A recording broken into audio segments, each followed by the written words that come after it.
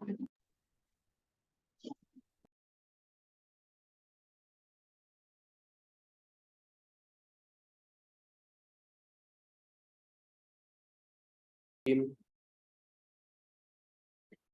الله الرحمن الرحيم. السلام عليكم ورحمة الله وبركاته. حياكم الله جميعا في هذه الدورة اللغة العربية لغير ناطقين بها لفهم القرآن.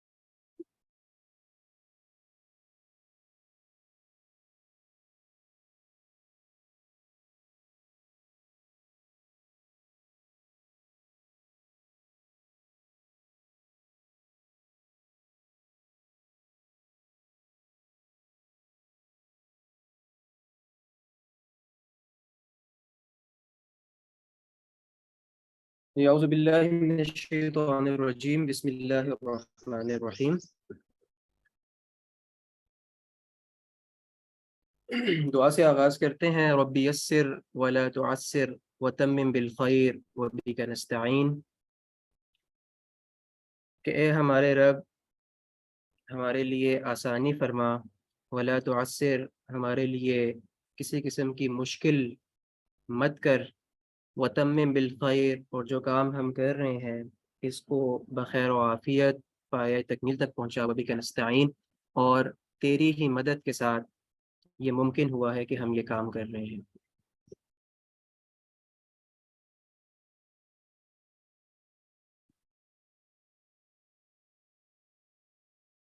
Is there any sound issue؟ خیال میں چیٹ میں کچھ لوگ کہہ رہے ہیں ساؤنڈ نہیں آ رہی. کیا ساؤنڈ کلیئر ہے؟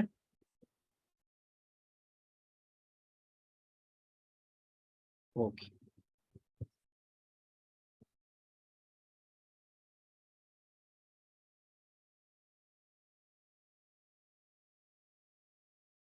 ایک دوسری دعا ہم نے کل کی تھی، تو کوشش کریں کہ ان دعاؤں کو آپ یاد کریں اور اپنے معمول کا حصہ آپ ان دعاؤں کو بنائیں. اللہم انی اسألوک علما نافعا وعملا متقبلا ورزقا حلالا طیبا واسعا ولسانا ذاکرا وقلبا خاشعا ونفسا مطمئنہ ودعاء مستجابہ. اے اللہ میں تجھ سے سوال کرتا ہوں ایسے علم کا جو نفع پہنچانے والا ہو، ایسے عمل کا جو تیری بارگاہ میں قابل قبول ہو، ایسے رزق کا جو حلال بھی ہو، پاکیزہ بھی ہو اور واسع بھی ہو، ایسی زبان کا جو تیرا ذکر کرنے والی ہو، ایسے دل کا جس کے اندر تیری خشیت موجود ہو، ایسے نفس کا جسے اللہ نے نفس مطمئنہ کہا ہے، اور دعا مستجابہ ایسی دعا کا جو تیری بارگاہ میں مستجاب ہو، قابل قبول ہو. قرآن مجید کے اندر سورۃ الانبیاء کی آیت نمبر 10 ہے جو آپ کے سامنے اس وقت اسکرین پر آ رہی ہے. اس آیت میں اللہ رب العالمین یہ فرما رہے ہیں کہ لَقَدْ أَنزَلْنَا إِلَيْكُمْ كِتَابًا فِيهِ ذِكْرُكُمْ أَفَلَا تَعْقِلُونَ. پس تحقیق یقیناً ہم نے تمہاری طرف ایک کتاب نازل کی ہے. فیہ ذکرکم، اس کتاب کے اندر تمہارا ذکر موجود ہے. افلا تعقلون، کیا پھر بھی تم عقل نہیں رکھتے، نصیحت حاصل نہیں کرتے؟ کل ہم نے ایک آیت پڑھی تھی کہ وَلَقَدْ يَسَّرْنَا الْقُرْآنَ لِلذِّكْرِ فَهَلْ مِن مُدَّكِرٍ، کہ بے شک ہم نے قرآن مجید کو سمجھنے کے لیے آسان کر دیا ہے، تو کیا کوئی ہے جو اس سے نصیحت حاصل کرے؟ اور آج کی یہ جو آیت ہے سورۃ الانبیاء کی، اس میں اللہ رب العالمین یہ فرما رہے ہیں کہ ہم نے تمہاری طرف جو کتاب اتاری ہے، جو کتاب نازل کی ہے، اس کے اندر تمہارا ہی ذکر موجود ہے۔ کیا تم اس سے کوئی نصیحت حاصل کرتے ہو؟ کیا تم عقل رکھتے ہو؟ ہم سب لوگ الحمدللہ بچپن سے قرآن مجید کی تلاوت بھی کر رہے ہیں، قرآن مجید کے ختم بھی ہوتے ہیں۔ جب ہم مسجد میں نماز پڑھنے جاتے ہیں تو وہاں پہ ہم قرآن مجید کی سماعت بھی کرتے ہیں، اور رمضان کے اندر خصوصی اس کا اہتمام ہوتا ہے۔ مساجد کے اندر ہم قرآن مجید سنتے ہیں، قرآن مجید کے ہم دورے کرتے ہیں، قرآن مجید کو ختم کرنے کی ہم کوشش کرتے ہیں، زیادہ سے زیادہ ختم کیا جائے۔ قرآن مجید کی تلاوت کا شغف ہوتا ہے ہم لوگوں کو، ہم چاہتے ہیں کہ اچھے سے اچھے قاری کی تلاوت لگا کر ہم سنیں۔ کیا کبھی آپ میں سے کسی کو اس بات کا احساس ہوا ہے قرآن مجید کی تلاوت کرتے وقت یا قرآن مجید کی تلاوت سنتے وقت کہ اس قرآن مجید کے اندر آپ کا ذکر موجود ہے، میرا ذکر موجود ہے؟ جبکہ اللہ تعالیٰ یہاں پر فرما رہے ہیں کہ ہم نے تمہاری طرف ایسی کتاب نازل کی ہے جس میں تمہارا ذکر موجود ہے۔ افلا تعقلون، کیا تم عقل نہیں رکھتے؟ کیا تم نصیحت حاصل نہیں کرتے؟ اب اس آیت کا آپ اسلوب دیکھیں، اس آیت کا انداز دیکھیں، کتنا خوبصورت انداز ہے کہ اللہ کہہ رہا ہے کہ یہ تو ایسی کتاب ہے کہ جس میں تمہارا ہی ذکر موجود ہے۔ یعنی کہ آپ یہ سمجھ لیں کہ کسی بندے کی بایوگرافی ہوتی ہے، اس کی خود نوشت ہوتی ہے، اس کے اندر اس کا اپنا ذکر موجود ہوتا ہے۔ اللہ تعالیٰ نے یہ کتاب نازل کی ہے اور اس کے اندر ہمارا ہی ذکر رکھا ہوا ہے، لیکن افسوس کی بات یہ ہے کہ جب ہم قرآن مجید کی تلاوت کرتے ہیں تو ہمیں محسوس ہی نہیں ہوتا کہ یہ کتاب وہ ہے جس کے اندر ہمارا ہی ذکر موجود ہے۔ تو اس کی وجہ کیا ہے؟ کل تفصیل سے اس پر بات ہوئی تھی۔ اس کی وجہ یہ ہے جو میں نے ابھی سے پہلے آیت پڑھی آپ کے سامنے سورۃ القمر کی، کہ قرآن مجید میں اللہ تعالیٰ فرماتے ہیں اس کو ہم نے نصیحت کے لیے آسان کر دیا ہے، لیکن ہم دیکھتے ہیں کہ لوگ اس سے نصیحت حاصل نہیں کر رہے۔ اب یہاں پہ اللہ فرما رہے ہیں کہ اس قرآن کے اندر تمہارا ذکر موجود ہے، لیکن ہم دیکھتے ہیں کہ ہمیں اپنا ذکر نہیں ملتا۔ تو سب سے بڑی وجہ یہ ہے کہ ہمیں قرآن کی زبان نہیں آتی۔ ہمیں جو لسان القرآن ہے، لغت القرآن ہے، اس سے ہم لوگ نابلد ہیں، ناواقف ہیں۔ اس لیے ہمیں پتہ ہی نہیں چلتا کہ اس قرآن کے اندر ہمارے لیے نصیحت موجود ہے، اس قرآن کے اندر ہمارا ذکر موجود ہے۔ جب ہمیں قرآن کی زبان آ جائے گی، جب ہم اس زبان کو سیکھ لیں گے، تو پھر جب بھی ہم قرآن مجید پڑھیں گے، جب بھی ہمارے سامنے قرآن مجید کی تلاوت کی جائے گی، تو پہلی چیز تو یہ ہے کہ ہمیں اس چیز کا اندازہ ہوگا کہ اس کے اندر ہمارے لیے جو ہے وہ نصیحت موجود ہے، اور دوسری چیز یہ ہے کہ ہمیں یہ بھی اندازہ ہوگا کہ اس کے اندر ہمارا ہی ذکر کیا جا رہا ہے۔ ایک طرح سے یہ ہینڈ بک ہے۔ جب بھی آپ دیکھتے ہیں کہ آپ کوئی چیز خریدتے ہیں تو اس کے ساتھ جو ہے وہ اس کی ہینڈ بک آتی ہے، کہ جو یوزر مینول ہوتا ہے، اس کو جب ہم پڑھتے ہیں، کوئی نئی چیز ہو تو اس کو پڑھ کر ہم اس چیز کو چلانا سیکھتے ہیں۔ اسی طرح یہ قرآن مجید جو ہے یہ اللہ تعالیٰ نے ہمارا ایک طرح سے یوزر مینول ہے۔ تو جب اس کی زبان ہم سیکھ جائیں گے تو انشاءاللہ پھر اس کتاب سے ہم نصیحت بھی حاصل کریں گے، اور نصیحت حاصل کرنا ہمارے لیے آسان ہو جائے گا، بالکل اسی طرح جس طرح اللہ رب العالمین نے فرمایا ہے کہ وَلَقَدْ يَسَّرْنَا الْقُرْآنَ لِلذِّكْرِ فَهَلْ مِن مُدَّكِرٍ۔ آج کا جو ہمارا دن ہے، اس لیسن کا آج دوسرا دن ہے اس کورس کا۔ کل ہم نے ایک تعارفی سیشن کیا، انشاءاللہ جو لوگ نئے شامل ہوئے ہیں، جو پہلا سیشن ہے اس کی ریکارڈڈ ویڈیو گروپ میں شیئر کر دی جائے گی آج رات تک، اور جتنا بھی جو ہم کورس مٹیریل ہے، جو مواد ہے جسے ہم لے کر چلیں گے، جو ہینڈ آؤٹس ہیں جن کو ہم فالو کریں گے، اس کو بھی گروپ میں سینڈ کر دیا جائے۔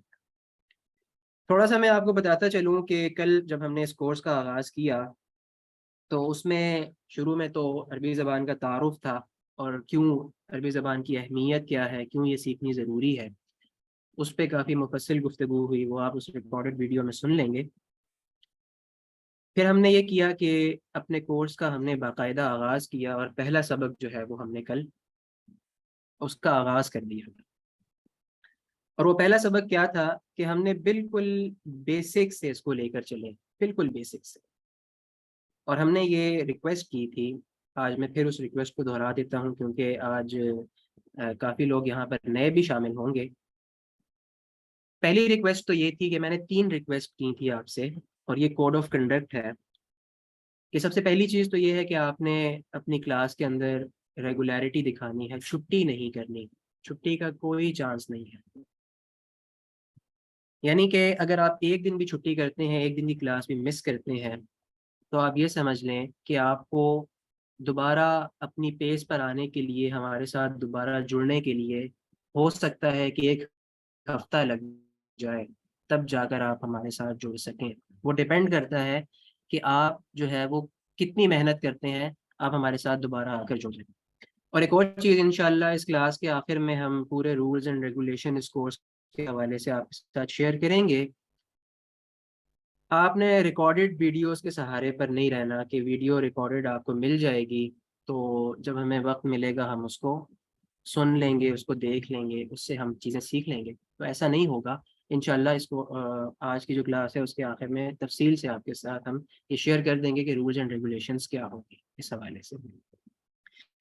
دوسری جو شرط میں نے بیان کی تھی وہ یہ تھی کہ آپ نے پنکچویلٹی دکھانی ہے۔ ایک تو ریگولیرٹی ہے کہ چھٹی نہیں کرنی، چھٹی تو بہت بڑی چیز ہے کہ آپ چھٹی کریں گے۔ دوسری چیز یہ ہے کہ آپ نے بر وقت اپنی کلاس کے اندر آنا ہے۔ یہ نہیں ہے کہ کوئی جو ہے وہ 6:05 پر آ رہا ہے، کوئی 6:15 آ رہا ہے، کوئی 6:30 آ رہا ہے، جب جس کی آنکھ کھل رہی ہے وہ آنکھیں ملتا ہوا کلاس کے اندر آ رہا ہے۔ ایسے نہیں ہوگا، اس سے بھی وہی ہوگا کہ آپ جو ہے وہ بہت پیچھے رہ جائیں گے، آپ لیگ کر جائیں گے، کیونکہ عربی زبان کل میں نے اس پہ بات کی تھی کہ عربی زبان ایک ایسی زبان ہے کہ اس میں ہر ایک چیز جو ہے یہ دوسرے کے ساتھ متصل ہے، جڑی ہوئی ہے۔ اور جس طرح کسی کورس کا پری ریک ہوتا ہے، پری ریکویزٹ ہوتا ہے، آپ تب تک وہ کورس نہیں پڑھ سکتے۔ یونیورسٹی کے جو اسٹوڈنٹ ہیں وہ بہت اچھے سے یہ بات جانتے ہیں، جب تک آپ پری ریک کورس نہ پڑھیں آپ اگلا کورس آپ کو آفر نہیں ہوتا۔ آپ کو لازمی اس کورس کا پری ریک کلیئر کرنا ہوتا ہے، تب آپ اگلا کورس پڑھ سکتے ہیں۔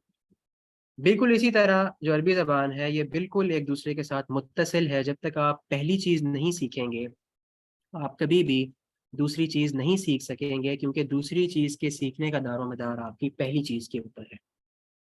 جب تک آپ پہلی چیز نہیں سیکھیں گے آپ دوسری نہیں سیکھ سکتے۔ یہ بالکل ایسے ہی، ایسے اسٹیپ بائی اسٹیپ آپ کو لے کر چلنا ہے۔ آپ کبھی بھی پہلے اسٹیپ سے آخری اسٹیپ پہ جمپ نہیں کر سکتے۔ آپ نے ہمیشہ پہلا اسٹیپ لینا ہے، اس کے بعد دوسرا اسٹیپ لینا ہے۔ آپ آخری اسٹیپ پر تبھی پہنچیں گے جب تک آپ نے پہلا اسٹیپ لیا ہوگا۔ تو اگر آپ نے پہلا اسٹیپ ہی نہیں لیا اور درمیان میں آپ چاہیں گے کہ یہاں سے آ کے میں عربی زبان سیکھنی شروع کر دوں، تو یہ بہت مشکل ہو جائے گا آپ کے لیے، بلکہ آپ کنفیوز ہو جائیں گے، اور اللہ نہ کرے آپ کا دل اچاٹ ہو جائے گا کہ یار یہ کیا چیز ہے کہ جس کی کچھ سمجھ ہی نہیں آ رہی۔ تو اس لیے پنکچویلٹی آپ نے دکھانی ہے۔ 6 بجے کا مطلب ہے 6 بجے ہم اپنی کلاس فکس 6 بجے اسٹارٹ کر دیا کریں گے۔ اور جو تیسری چیز ہے، جو بڑی اہم چیز ہے، جو میں نے کل بھی کہا تھا، اور میں نے یہ بھی کہا تھا کہ یہ نہ ہو کہ آپ میں سے کچھ لوگ یہ چیز میں آپ کے سامنے رکھوں آپ لوگ پریشان ہو جائیں، آپ لوگوں کو برا لگے، لیکن یہ بہت ضروری ہے۔ اگر آپ نے کچھ سیکھنا ہے تو اس سیکھنے کے لیے یہ چیز جو ہے یہ بہت ضروری ہے۔ جن لوگوں نے تھوڑی بہت سائیکالوجی پڑھی ہوئی ہے، تو سائیکالوجی کے اندر ایک چیز ہوتی ہے، خاص طور پہ ایجوکیشن سائیکالوجی کے اندر، وہ ہوتا ہے the process of in learning. ایک تو لرننگ ہوتا ہے کسی چیز کو سیکھنا، لیکن ایک ہوتا ہے پروسیس آف ان لرننگ، کہ جو چیزیں پہلے سے، اگر آپ نے کوئی نئی چیز سیکھنی ہے نا، تو جو چیزیں آپ کے دماغ میں پہلے سے موجود ہیں وہ آپ کو نکالنی پڑیں گی، تب ان نئی چیزوں کی جگہ بنے گی۔ اگر آپ کے پاس ایک پیالہ ہے، ایک باؤل ہے، اس کے اندر پانی موجود ہے، وہ بھرا ہوا ہے، اگر آپ اس میں مزید پانی ایڈ کرنا چاہتے ہیں تو وہ اس میں مزید ایڈ نہیں ہوگا، وہ اوور فلو ہو جائے گا۔ آپ کو پہلے وہ باؤل خالی کرنا ہوگا اور پھر اس کے اندر وہ پانی ایڈ کرنا ہوگا۔ ظاہر ہے جتنے بھی لوگ یہاں پر آئے ہیں ان کا عربی کے ساتھ کوئی نہ کوئی شغف موجود ہے، کوئی نہ کوئی جو کیا کہہ سکتے ہیں کہ انہوں نے عربی ہو سکتا ہے کہیں سے پڑھی ہو، کوئی شارٹ کورس کیا ہو، کوئی عربی کی ویڈیو دیکھی ہو، کوئی نہ کوئی نو ہاؤ ہو ان کو عربک کی، کوئی نہ کوئی نالج ہو بیسک. لیکن آپ نے یہ کرنا ہے، اٹس اے ریکویسٹ کہ آپ کا اگر کوئی پری نالج ہے عربک کے بارے میں تو کوشش کریں کہ وہ نالج آپ اس کلاس سے باہر چھوڑ کر آئیں. اگر وہ نالج بھی آپ اپنے ساتھ لے کر آئیں گے تو اس کا نقصان یہ ہوگا کہ آپ کنفیوز ہو جائیں گے. آپ کہیں گے کہ یار میں نے تو یہ چیز دیکھی تھی، ہو سکتا ہے کہ وہ آپ نے چیز پوری نہ سنی ہو، کہیں اس کی ایک ڈائمینشن آپ کے سامنے آئی ہو، میں کسی اور ڈائمینشن سے بات کر رہا ہوں. تو آپ کہیں گے کہ نہیں فلاں جگہ تو یہ چیز ایسی تھی، یہ ایسے پڑھا رہے ہیں، استاد صاحب جو ہے یہ غلط پڑھا رہے ہیں. تو کوشش کرنی ہے آپ نے کہ آپ کا اگر کوئی تھوڑا بہت نالج ہے عربک کے حوالے سے، میں ان کے بارے میں بات کر رہا ہوں جو بالکل بگنرز ہیں. ویسے تو نالج ہونا بہت اچھی چیز ہے، کیا ہوگا کہ آپ کی ریپیٹیشن ہو جائے گی اور مزید آپ آگے جا سکیں گے. لیکن جن لوگوں کو بہت تھوڑا یعنی کیا کہتے ہیں کہ انکمپلیٹ نالج ہے، میں ان کی بات کر رہا ہوں کہ اپنا نالج کائنڈلی اس کلاس میں آنے سے پہلے باہر چھوڑ کر آئے. اپنے ذہن کو اس کی سلیٹ کو بالکل صاف کر لیں اور بالکل بیسک سے بالکل زیرو سے ہم لوگ اس کو سٹارٹ کریں گے انشاءاللہ. تو ہم نے جو ہے وہ کل کے کورس میں بالکل سٹارٹ کیا. بالکل بیسک کسی بھی زبان کی کیا ہوتی ہے، اس کے الفابیٹس ہوتے ہیں، حروف الہجا. عربی زبان میں جو الفابیٹس ہیں ان کو کہا جاتا ہے حروف الہجا. تو ہم نے کل کی جو کورس کل کا جو ہمارا درس الاول تھا اس کے اندر ہم نے حروف الہجا پڑھے. آگے چل کے میں آپ کو دکھاتا ہوں حروف الہجا جو ہے وہ کیا ہوتے ہیں، انشاءاللہ ان کو ریپیٹ کریں گے اور انہی سے ہم لوگ آگے چلیں گے. پھر ایک اور سوال میں نے اس جو سیشن تھا اس کے آخر میں کیا تھا کہ کیا حمزہ حروف الہجا کا حصہ ہے یا نہیں ہے. عربی زبان میں حروف الہجا حروف تہجی کو کہتے ہیں، انگلش میں انہیں الفابیٹس کہا جاتا ہے. پھر تیسری چیز ہم دیکھیں گے انشاءاللہ آج کے جو سبق ہے اس کے اندر کہ الف اور حمزہ میں کیا فرق ہوتا ہے. چوتھی چیز ہم دیکھیں گے کہ لفظ کیا ہے اور کلمہ کیا ہوتا ہے. پانچویں چیز ہم دیکھیں گے آج کے سبق کے اندر کہ اعراب کیا ہوتے ہیں. اور چھٹی چیز ہم دیکھیں گے کہ کلمے کی اقسام کیا ہوتی ہیں. اور انشاءاللہ اگر موقع رہا تو ہم اسم کو سٹارٹ کر دیں گے اگر ہمارے پاس ٹائم ہوا تو، نہیں تو پھر یہ جو چیزیں ہیں یہ انشاءاللہ آج کا جو سبق ہے اس کے اندر ہم ڈسکس کریں.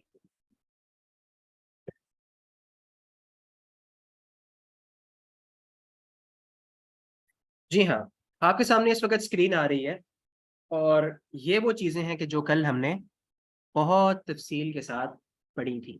یہ ہیں حروف الہجا، عربک الفابیٹس، اور اس کو ابجد بھی کہا جاتا ہے، ابجدیت العربیہ. جس طرح اردو میں ہم کہتے ہیں نا اردو زبان کے جو ابجد ہے الف ب ج دال، اسی طرح یہ عربی کے ابجد ہیں، حروف الہجا انہیں کہا جاتا ہے، الفابیٹس آف عربک. دیکھیں کوئی بھی زبان ہے وہ الفابیٹ سے مل کر بنتی ہے، وہ حروف تہجی سے مل کر بنتی ہے. دنیا کی کوئی بھی زبان آپ اٹھا لیں، سب سے جو بیسک چیز ہوتی ہے جس سے اس زبان کے ورڈز وجود میں آتے ہیں اور پھر ان ورڈز کی مدد سے سینٹینسز بنتے ہیں، تو جو بیسک ایک کیا کہہ سکتے ہیں آپ جو بلڈنگ ایلیمنٹس ہیں کسی بھی زبان کے، وہ حروف تہجی ہوتے ہیں، وہ الفابیٹس.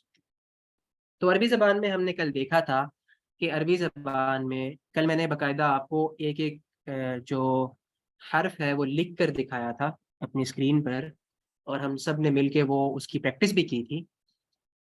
عربی زبان میں جو حروف تہجی ہیں یا حروف الہجا ہیں ان کی تعداد 28 ہے. اس وقت آپ کے سامنے یہ اسکرین پر 28 کی تعداد جو ہے وہ شو ہو رہی ہے.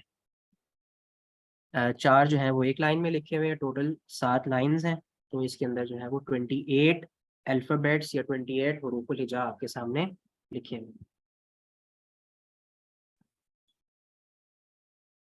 تو ہم نے جو ہے وہ دیکھا تھا کہ میں ایک دفعہ آپ کے سامنے ان کو پڑھ دیتا ہوں. الف با تا سا جیم حا خا دال ذال را ز سین شین صاد ضاد طا ظا عین غین فا قاف کاف لام میم نون ہا واو اور یا۔ اب یہاں پہ آپ نے دیکھا کہ ایک اور چیز جو آپ کے لیے دلچسپی کا باعث ہوگی وہ یہ تھی کہ عربی زبان کے جتنے بھی حروف الہجا ہیں وہ اردو کے حروف تہجی کے اندر موجود ہیں۔ یہ ایک پلس پوائنٹ ہے۔ ایک وہ بندہ جس کو عربی بالکل بھی نہیں آتی، جو بالکل زیرو سے شروع کر رہا ہے، جو بالکل ایک سلیٹ اس کی بالکل صاف ہے، تو پہلی چیز یہ کہ ہم نے یہ بات کل تفصیل سے ڈسکس کی تھی کہ ہم کیا کریں گے کہ سیکھی ہوئی زبان کی مدد سے ہم نے نئی زبان سیکھنی ہے۔ ہم نے دیکھا تھا کہ کسی بھی زبان سیکھنے کے جو مختلف طریقے ہیں وہ ہوتے ہیں۔ جو ہم نے طریقہ اڈاپٹ کیا تھا وہ کیا تھا کہ کچھ زبانیں ہمیں پہلے سے آتی ہیں، ان زبانوں کی مدد سے ہم نے یہ نئی زبان یعنی کہ عربی زبان سیکھنی ہے۔ تو ہمیں جو ہے وہ انگلش آتی ہے، بچپن سے ہم لوگ جو ہے وہ انگلش پڑھ رہے ہیں۔ پھر ہمیں اردو آتی ہے، اردو ہماری قومی زبان ہے، کوئی بندہ ایسا نہیں ہے کہ جس کو اردو نہ آتی ہو، اور اردو ہم نے باقاعدہ as a course as a subject پڑھی ہوئی بھی ہے۔ تو ان زبانوں کی مدد سے ان کے جو قواعد ہیں، ان کی جو گرامر ہے وہ بھی ہمیں آتی ہے۔ تو انشاءاللہ جب ہم عربک گرامر پڑھیں گے تو ہم کیا کریں گے کہ اسی چیز کو ہم منطبق کر دیں گے عربی کے اوپر۔ وہاں پہ آپ کو ناؤن آتا ہے، اردو میں آپ کو اسم آتا ہے، تو یہاں پر بھی انشاءاللہ ہم اسم سیکھیں گے اسی طرح جس طرح آپ نے اردو اور انگلش میں سیکھا ہوا ہے۔ تو ایک پلس پوائنٹ آپ کے پاس یہ ہے، میں یہ بات کر رہا تھا کہ عربی زبان کے جتنے بھی حروف الہجا ہیں وہ سارے کے سارے اردو کے حروف تہجی کے اندر موجود ہیں، اور ان کی شیپ بھی وہی ہے، اور کم و بیش ان کی جو ساؤنڈ ہے وہ بھی وہی ہے جو اردو زبان میں ہے۔ تو یہ آپ کے لیے ایک پلس پوائنٹ ہے کہ یہ سارے آپ ان سب سے فیملیئر ہیں۔ یہ جو آپ کی اسکرین کے اوپر اس وقت الفابیٹس لکھے ہوئے ہیں، جو لیٹرز آپ کے پاس لکھے ہوئے ہیں، ان سب سے آپ سب لوگ فیملیئر ہیں۔ کوئی بندہ ایسا نہیں ہے جس کو یہ نہ پتا ہو کہ یہاں پر یہ سب کیا لکھے ہوئے ہیں۔ تو یہ ایک پلس پوائنٹ ہے کہ عربی کے جتنے بھی حروف الہجا ہیں وہ سارے وہی ہیں جو اردو کے اندر موجود ہیں۔ اچھا، پڑھنے کا سٹائل تھوڑا سا ڈفرینٹ ہے کچھ حروف کا، اس پہ ہم نے کل بات کی تھی کہ ہمیں کیسے پتا چلے گا کہ ہم نے عربی میں کس حرف کو کس طریقے سے پڑھنا ہے۔ اردو میں اس کی پروننسیشن تھوڑی سی ڈفرینٹ ہوتی ہے، البتہ جو الفاظ ہیں الفاظ کے اندر پروننسیشن سیم ہوگی، لیکن جو حروف الہجا ہیں ان کو جب ہم انفرادی طور پر پڑھیں گے، ایک مفرد جب ہم حرف اٹھائیں گے تو اس کی پروننسیشن تھوڑی سی ڈفرینٹ ہے۔ یہ کچھ حروف ہیں، جس طرح ہم الف ہوتا ہے اردو میں بھی اور عربی میں بھی الف ہی ہوتا ہے، لیکن اگلا جو آپ کے پاس حرف لکھا ہوا نظر آ رہا ہے وہ اردو میں بے ہوتا ہے، لیکن عربی میں اس کو ہم با پڑھتے ہیں۔ اردو میں تے ہوتا ہے لیکن عربی میں ہم تا پڑھتے ہیں۔ اردو میں سے ہوتا ہے لیکن عربی میں ہم سا پڑھتے ہیں۔ تو اس کا قاعدہ اور اس کا قانون آپ سب لوگ اپنے ذہن کے اندر رکھ لیں، اپنے پاس نوٹ ڈاؤن کر لیں کہ عربی زبان میں جو بھی حرف اردو زبان میں، آئی ایم ریپیٹنگ، اردو زبان میں جو بھی حرف ایک ہی ساؤنڈ دے گا اس کو آپ نے عربی میں آ سے ریپلیس کر دینا ہے۔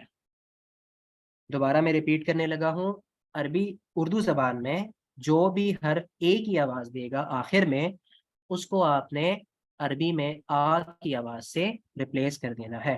آئے میرے ساتھ چلتے ہیں ہم لوگ ایک دفعہ پھر یہ ساری جو آپ کے سامنے حروف الہجا لکھی ہوئی ہے اس کو ہم پڑھتے ہیں۔ الف الف ہی ہوگا اردو میں بھی عربی میں بھی، بے با تے تا سے سا، جیم اردو میں جیم ہے، آخر میں ایک ہی آواز نہیں ہے، عربی میں اس کو جا نہیں پڑھیں گے، جیم ہی رہے گا۔ ہے عربی میں ہا، خے عربی میں خا، دال سیم، دال سیم، اردو میں رے عربی میں رو، اردو میں زے عربی میں زا، سین سیم رہے گا، شین صاد ضاد، توئے اردو میں توئے ہوگا لیکن عربی میں تو، اردو میں زوئے عربی میں زو، عین غائن اردو میں فے عربی میں فا، قاف کاف، لام میم، نون اردو میں ہے عربی میں ہا، واو اور یا۔ یہ تو ہو گئے حروف الہجا، اور یہ وہ چیز تھی جو کل ہم نے تفصیل سے ڈسکس کی تھی، آج میں نے ریپیٹ کر دی کیونکہ کافی لوگ یہاں پر نئے شامل۔ اچھا، یہاں پر ایک اور چیز تھی، یہاں پہ آپ اپنی اسکرینز پہ دیکھ رہے ہوں گے کہ اردو زبان میں کیا ہوتا ہے کہ جب ہم اردو کے جو الفابیٹس ہیں وہ پڑھتے ہیں، لام، میم، نون، واو، ہے، حمزہ، چھوٹی ہے، بڑی ہے، لیکن یہاں پر کیا ہے؟ لام، میم، نون، ہا، واو، یا۔ یہ چیز بھی ہم نے کل ڈسکس کی تھی کہ اردو میں کیا ہوتا ہے کہ واو پہلے آتا ہے اور ہے بعد میں آتا ہے، لیکن عربی میں کیا ہے کہ ہا پہلے آتا ہے اور واو بعد میں آتا ہے، یعنی کہ ان دونوں کی جگہ جو ہے وہ انٹرچینج ہوئی ہوئی ہے، ہا جو ہے وہ واو کی جگہ پر ہے، واو جو ہے وہ ہا کی جگہ پر ہے۔ تو یہ ہم نے کہا تھا کہ ایسا کیوں ہوتا ہے؟ تو یہ اس لیے ہوتا ہے کہ یہ جو اس وقت آپ کے سامنے جو ترتیب نظر آ رہی ہے الفابیٹس کی، حروف الہجا کی، یہ وہ ترتیب ہے جو عربک ڈکشنری کی ترتیب ہے، یعنی کہ جو عربک ڈکشنری ہے اللغہ یا معجم، جب اس سے آپ کنسلٹ کریں گے تو اردو میں کیا ہوتا ہے کہ نون کے بعد واو آتا ہے، یعنی کہ نون کے الفاظ سارے ڈکشنری میں لکھے ہوں گے، لغت میں لکھے ہوں گے، اس کے بعد واو کے الفاظ ہوں گے، لیکن عربی میں کیا ہوگا کہ جو نون کے حروف ہیں، نون کے جو کلمات ہیں، اس کے بعد پھر ہا کے کلمات آئیں گے، واو کے نہیں آئیں گے، اس کے بعد پھر واو کے آئیں گے۔ تو یہ جو ترتیب آپ کے سامنے ہے، اس میں ہا پہلے اور واو بعد میں ہے، اس لیے کہ یہ لغت کی ترتیب ہے، جو عربی ڈکشنری ہے یہ اس کی ترتیب۔ اچھا، ابھی میں نے آپ کے سامنے اردو کا پڑھا کہ لام، میم، نون، واو، ہے، حمزہ۔ یہ کل بھی ہم نے بات کی تھی کہ آیا حمزہ جو ہے وہ عربی حروف الہجا کا حصہ ہے یا نہیں ہے؟ حمزہ عربی حروف الہجا کا حصہ ہے یا نہیں ہے؟ کیا حمزہ الگ سے کوئی حرف ہے یا نہیں ہے؟ کیا حمزہ الگ سے کوئی لیٹر ہے یا نہیں؟ یہ ایک بڑا اہم پوائنٹ ہے، اس کو آج ہم انشاءاللہ ڈسکس کریں۔ تو جس طرح میں نے آپ کو بتایا کہ یہ جو دوسرا ہمارا وہ پارٹ ہے، یہ تو وہ چیزیں تھیں جو کل ہم نے ڈسکس کی تھیں، آج میں نے ریپیٹ کر دی ہیں کہ کیا حمزہ جو ہے وہ حروف الہجا کا حصہ ہے یا نہیں۔ تو تھوڑا سا ہم چلتے ہیں، میں آپ کے سامنے جو ہے وہ شیئر کرتا ہوں اپنی ورڈ کی اسکرین، اور اس پہ چل کے ہم دیکھتے ہیں کہ کیا حمزہ حصہ ہے حروف الہجا کا یا نہیں۔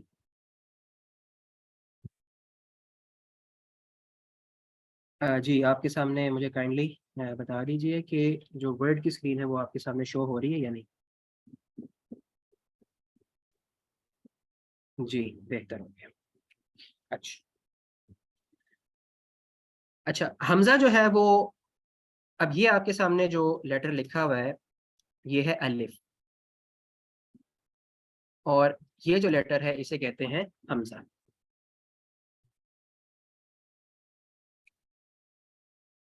اچھا، حمزہ کی جو بناوٹ ہے، بناوٹ پہ اگر ہم بات کریں تو آئین جس طرح ہم لکھتے ہیں اردو میں اور عربی میں، آئین کا جو اوپر والا سر ہے اس کو اگر آپ اتار دیں تو وہ حمزہ بن جاتا ہے۔ تو یہ حمزہ بنانے کا طریقہ ہے۔ اب کیا آ، حمزہ میں اور الف میں کوئی فرق ہے؟ دیکھیں، حمزہ اصل میں کیا ہوتا ہے کہ الف کے اوپر جب بھی کوئی حرکت آئے گی تو وہ حمزہ بن جائے گا۔ اس چیز کو کائنڈلی آپ نوٹ بھی کر لیں اپنے پاس، میں یہاں پہ لکھ بھی دیتا ہوں۔ ابھی انشاءاللہ ہم حرکات کو بھی دیکھتے ہیں کہ جب بھی الف پر حرکت آئے گی وہ حمزہ بن جائے گا۔ اب حرکات کیا ہوتی ہیں، یہیں پہ میں آپ کے سامنے بتاتا ہوں کہ حرکات کیا ہوتی ہیں۔ عربی زبان میں جو حرکات ہیں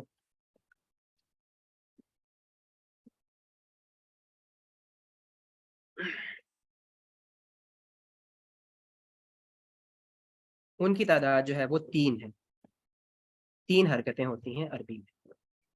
سب سے پہلی جو حرکت ہے اسے کہا جاتا ہے زبر، دوسری ہے اسے کہا جاتا ہے زیر، اور تیسری جو حرکت ہے اسے کہا جاتا ہے پیش۔ میں آپ کے سامنے لکھ بھی دیتا ہوں، یہ ہے زبر، یہ آپ کے سامنے زیر، اور یہ ہے پیش۔ آپ سب اس سے واقف ہیں، جب ہم قرآن مجید پڑھتے ہیں تو قرآن مجید کے اوپر حرکات کو جو ہے وہ اعراب بھی کہا جاتا ہے۔ تو پہلی جو حرکت ہے وہ کیا ہے؟ وہ زبر ہے، دوسری حرکت جو ہے وہ زیر ہے، اور تیسری حرکت جو ہے وہ پیش ہے۔ زبر جو ہے وہ آ کی آواز دے گا، آ، جس طرح انگلش میں ہم کہتے ہیں آ۔ جو زیر ہے وہ ای کی آواز دے گی، جس طرح انگلش کا جو الفابیٹ ہے ای، ٹھیک ہے، یہ ای کی آواز دے گی، بالکل اسی طرح جس طرح ہم ای پروناؤنس کرتے ہیں۔ اور جو پیش ہے یہ او کی آواز دے گا، الف واو او۔ جس طرح ہم انگلش میں اگر ہم ڈبل او ڈال دیں تو اس سے جو آواز نکلتی ہے یہ وہی آواز ہوگی جو پیش سے نکلے گی۔ اور ایک اور چوتھی چیز ہے کہ اگر کوئی بھی حرکت نہ ہو کسی لفظ پر تو اس لفظ کو ہم کہتے ہیں ساکن، اس لفظ کو ہم کہتے ہیں ساکن، یعنی کہ یہ لفظ ساکن ہے، یہ حرکت نہیں کر رہا۔ دیکھیں حرکت کا الٹ ہے ساکن، حرکت کا مطلب ہے حرکت کرنا، موشن میں آنا، ساکن کا مطلب ہے ریسٹ کنڈیشن میں۔ تو حرکت کیا ہوگی کہ حرکت کے ساتھ کوئی بھی حرف جو ہے وہ اس کی ساؤنڈ چینج ہو جائے گی، اگر زبر ہوگا تو وہ آ کی ساؤنڈ دے گا، اگر زیر ہوگی تو وہ ای کی ساؤنڈ دے گا، اگر پیش ہوگا تو وہ او کی ساؤنڈ دے گا۔ لیکن اگر اس حرف پر کوئی بھی حرکت نہیں ہوگی، نہ زبر ہوگی نہ زیر نہ پیش، تو پھر وہ ساکن ہوگا، پھر وہ اپنی اوریجنل ساؤنڈ دے گا، اس کو ہم نہ آ کہیں گے نہ ای کہیں گے نہ او کہیں گے۔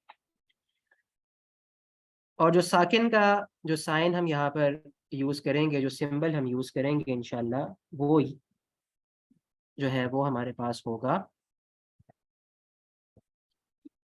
ہاں یہ جزم، اس کو ہم جزم کہتے ہیں، اور یہ ساکن کا سمبل بھی ہے، یہ انشاءاللہ ہم اپنے اس میں یوز کریں گے۔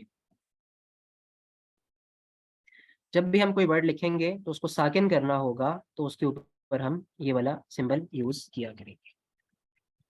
تو ہم نے دیکھ لیا کہ حرکات جو ہیں وہ تین طرح کی ہوتی ہیں، زبر، زیر اور پیش، اور اگر کوئی حرکت نہ ہو تو اس کو ہم ساکن کہتے ہیں۔ اب آ جائیں اوپر واپس، ہم نے بات کی تھی کہ جب بھی الف پر حرکت آئے گی تو الف حمزہ بن جائے گا، یعنی کہ حمزہ الگ سے کوئی حرف نہیں ہے، الف ہی حمزہ بن جاتا ہے۔ میں ریپیٹ کر رہا ہوں کہ حمزہ الگ سے کوئی حرف نہیں ہے، الف ہی حمزہ بن جاتا ہے جب الف کے اوپر کوئی حرکت آتی ہے۔ الف پہ زبر آئے گا تو یہ آ بن جائے گا، الف کے نیچے زیر آئے گی تو یہ ای بن جائے گا، الف پہ پیش آئے گا تو یہ او بن جائے گا۔ اور ایک چوتھی بات بھی ہے جو آپ نے یاد رکھنی ہے کہ الف کے اوپر جب ساکن آئے گا، اچھا یہ جو ہے نا، یہ اس وقت آپ کے سامنے جو ہے یہ گول دائرہ آیا، یہ بھی ساکن کا ہی سائن ہے، یہ ساکن کا ہی سمبل ہے۔ ایک وہ سمبل ہے جو جزم جسے ہم کہتے ہیں، جو چھوٹی سی دال ہوتی ہے، اور دوسرا یہ گول دائرہ ہوتا ہے۔ انشاءاللہ ہم یہ دونوں اپنے اس میں یوز کریں گے۔ ابھی میں دیکھتا ہوں کہ کوئی ایک ہمارے پاس آ جائے۔ جی ہاں، یہ پیش جی، اگر آپ کے پاس الف کے اوپر زبر ہو، یا الف کے نیچے زیر ہو، یا الف کے اوپر پیش ہو، یا الف ساکن ہو، تو اس کو آپ پھر الف نہیں کہیں گے، اس کو آپ حمزہ کہیں گے۔ تو یہ چیز میرے خیال میں آپ کو کلیئر ہو گئی ہوگی کہ حمزہ الگ سے کوئی حرف نہیں ہے، الف ہی حمزہ بن جاتا ہے۔ الف کب حمزہ بنتا ہے؟ جب الف کے اوپر کوئی حرکت آ جائے یا الف ساکن ہو۔ جب الف کے اوپر کوئی حرکت آئے گی، جب الف ساکن ہوگا، تو اس کو ہم پھر الف نہیں کہیں گے، اس کو ہم حمزہ کہیں گے۔ اب آ جاتے ہیں ہم اس بات پہ کہ جو کل میں نے ایک بات آپ کے سامنے رکھی تھی کہ how many alphabets are there in Arabic language. تو آپ میں سے کچھ لوگ کہہ رہے تھے کہ 28 ہیں، کچھ لوگ کہہ رہے تھے کہ 29 ہیں۔ اگر ہم حمزہ کو الگ سے ایک حرف ٹریٹ کرتے ہیں تو پھر جو حروف الہجا ہیں ان کی تعداد 29 ہو جائے گی۔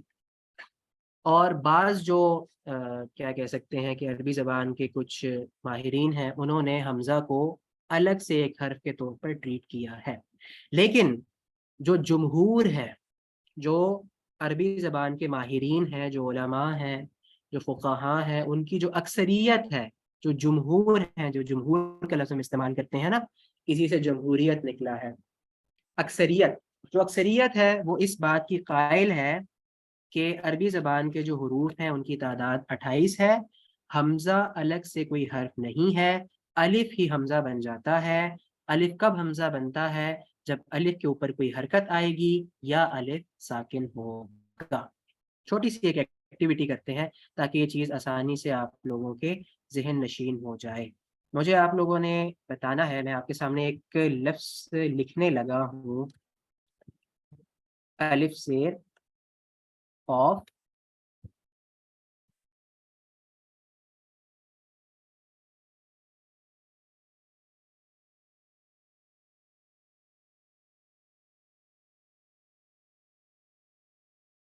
جی یہ آپ کے سامنے ایک لفظ لکھا ہوا ہے اقرا۔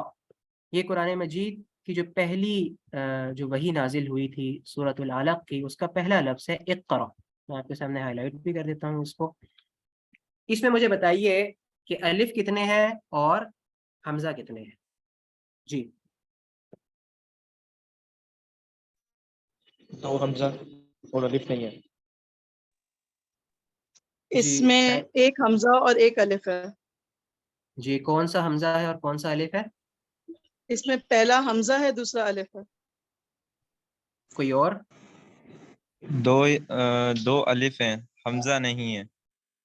السلام علیکم جی جی سر، یہ دونوں حمزہ پڑھیں گے کیونکہ دونوں کے اوپر جو ہے وہ ایک کے اوپر، ایک کے نیچے جو ہے وہ زیر کی حرکت ہے اور ایک ساکن ہے، تو دونوں کے اوپر ہم نے پڑھا ہے کہ جب حرکت ہوگی یا ساکن ہوں گے تو وہ حمزہ پڑھے جائیں گے۔ بہت شکریہ، جزاک اللہ خیر۔ جی یہ ابھی جن بھائی نے بتایا بالکل صحیح بتایا۔ آپ میں سے بعض لوگ کہہ رہے ہیں کہ 2 الف ہیں، بعض کہہ رہے ہیں کہ ایک حمزہ ہے اور ایک الف ہے۔ مجھے لگتا ہے کہ چیزیں آپ کو کلیئر نہیں ہوئیں۔ یہ ابھی نہیں، میں اوپر ہم جزم نے، کا وہ ہو رہ جی گئی تھی، صحیح کہہ رہے ہیں صحیح صحیح، جزاک اللہ جزاک اللہ۔ تو یہ کامنٹ میں بھی میں دیکھ رہا ہوں کچھ لوگ کہہ رہے ہیں کہ پہلا جو ہے وہ الف ہے اور دوسرا حمزہ ہے۔ یہ اوپر ہم نے پڑھا ہے کہ جب بھی الف کے اوپر حرکت آئے گی یا الف ساکن ہوگا، دونوں کنڈیشنز میں کیا ہوگا کہ وہ الف نہیں پڑھا جائے گا، وہ حمزہ پڑھا جائے گا۔ لہٰذا اقرأ میں دونوں حمزہ ہے، الف یہاں پر موجود نہیں ہے۔ پہلا بھی حمزہ ہے کیونکہ اس کے نیچے زیر ہے، آخری بھی حمزہ ہے کیونکہ اس کے اوپر جزم ہے، وہ ساکن ہے۔ جزم کی کنڈیشن میں بھی یہ حمزہ ہوگا اور ساکن کی کنڈیشن اور یہ حرکت کی کنڈیشن میں بھی کیا ہوگا کہ یہ حمزہ ہوگا۔ اب آپ لوگ یہ سوچ رہے ہوں گے کہ کیا کوئی، جی بالکل ساکن بھی حمزہ میں انکلوڈ ہے۔ ایک کوشچن آیا ہے، ساکن بھی حمزہ میں انکلوڈ ہے، یہ اوپر میں نے یہ لکھا ہے، یہ آپ دیکھ لیجئے کہ یہ الف ہے جس کے اوپر کوئی سائن نہیں ہے۔ یہ آپ سمجھ لیں کہ الف کے اوپر کوئی سائن نہیں ہوتا، اگر الف کے اوپر کوئی سمبل آ جائے، کوئی سائن آ جائے تو وہ حمزہ بن جائے گا۔ آسانی کے لیے یہ آپ یاد رکھیں، کسی بھی قسم کا ہو، چاہے وہ زبر ہو، چاہے وہ زیر ہو، چاہے وہ پیش ہو، یا چاہے وہ ساکن کا سائن ہو، تو وہ کیا ہوگا؟ وہ حمزہ پڑھا جائے گا اور اسے حمزہ ہی ہم لوگ کہیں گے۔ اچھا، عربی، جب بھی آپ عربی مصحف اٹھائیں گے نا، عربی کا مصحف، ہمارے ہاں جو پاکستانی مصحف ہے، مصحف سے مراد میری قرآن مجید، تو اس میں کیا ہوگا کہ اس میں جو حمزہ ہے نا، وہ کیا کرتے ہیں کہ اگر حمزہ انہوں نے شو کرنا ہو تو وہ الف لکھ کر اس کے اوپر چھوٹا سا حمزہ ڈال دیتے ہیں۔ میں کوشش کرتا ہوں کہ یہاں پہ آپ کے سامنے جو ہے وہ لکھا جائے۔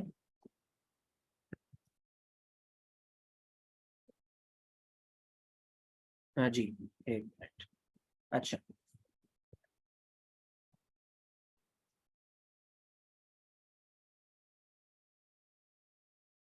جی، جس طرح یہ ہے نا، الف ہے اور اس کے نیچے حمزہ، تو وہ ایسا کرتے ہیں کہ اگر انہوں نے کیا کرنا ہو کہ الف کو حمزہ بنانا ہو تو وہ چھوٹا سا، آپ اس مصحف کے اندر دیکھیں گے کہ الف کے نیچے حمزہ ڈلا ہوگا، اگر اوپر حمزہ ڈالنا ہو یعنی کہ زبر شو کرنی ہو تو وہ اوپر چھوٹا سا حمزہ ڈال دیں گے، تو اس سے کیا ہوگا کہ وہ آپ اس کو ایز اے حمزہ ڈیل کریں گے، لیکن ہمارے جو پاکستانی مصحف ہیں اس کے اندر یہ چیز نہیں ہوتی۔ جی ہاں، یہ جنہوں نے کامنٹ میں لکھا ہے بالکل ایسے ہی۔ اچھا، تو یہ چیز جو ہے وہ انشاءاللہ آپ کو کلیئر ہو گئی ہوگی کہ الف اور حمزہ میں کیا فرق ہے۔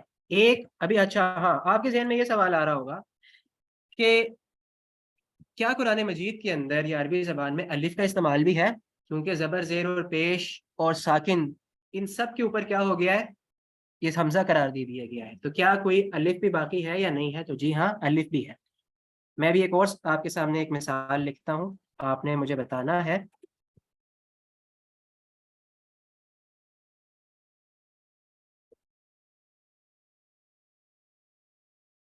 میں آپ کے سامنے ایک کمپلیٹ کر لوں، پھر آپ لوگوں نے مجھے بتانا ہے۔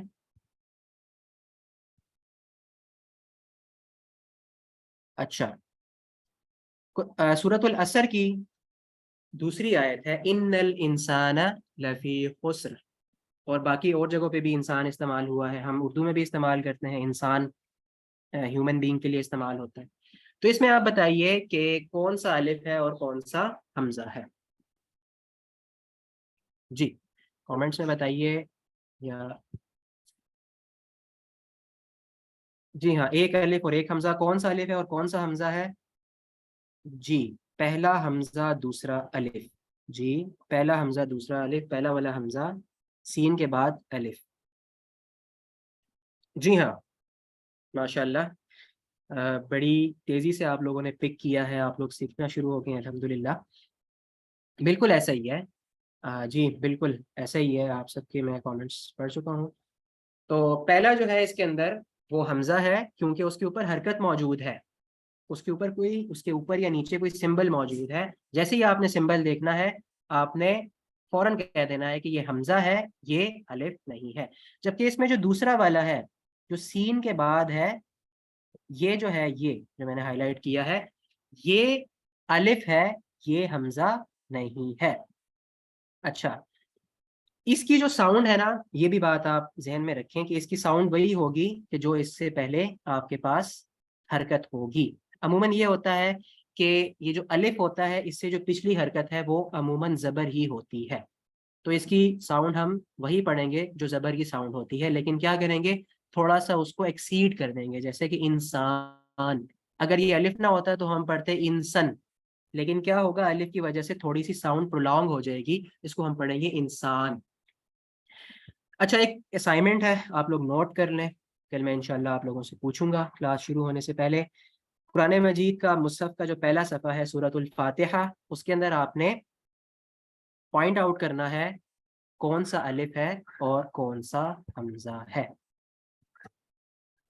جی الف اور حمزہ کی ساؤنڈ میں فرق کیا ہے؟ ایک کوشچن آیا ہے، الف اور حمزہ کی ساؤنڈ میں فرق یہ ہے کہ جو الف کی ساؤنڈ ہے وہ اکارڈنگ ٹو، جو حمزہ کی ساؤنڈ ہے وہ اکارڈنگ ٹو اس کی حرکت ہوگی۔